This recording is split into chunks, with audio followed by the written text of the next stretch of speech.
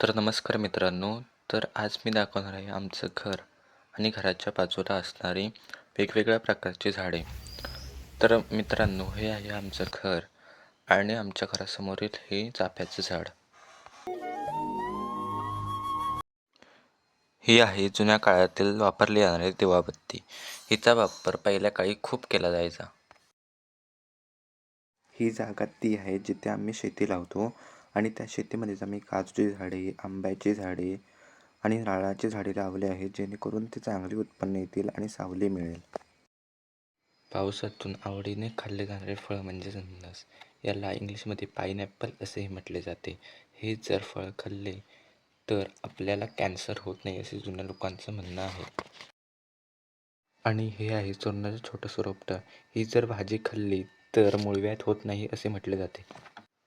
गाव आहे आणि त्या गावामध्ये असं कोणतंही एकही जुनं घर नाही असं कधीच होत नाही. आणि या घराला पाहून असं सुचतं की या नवीन घराची चाहुल राहून काय करते रे मानवा, त्या जुन्या घरात राहून सुख मिळते रे मानवा.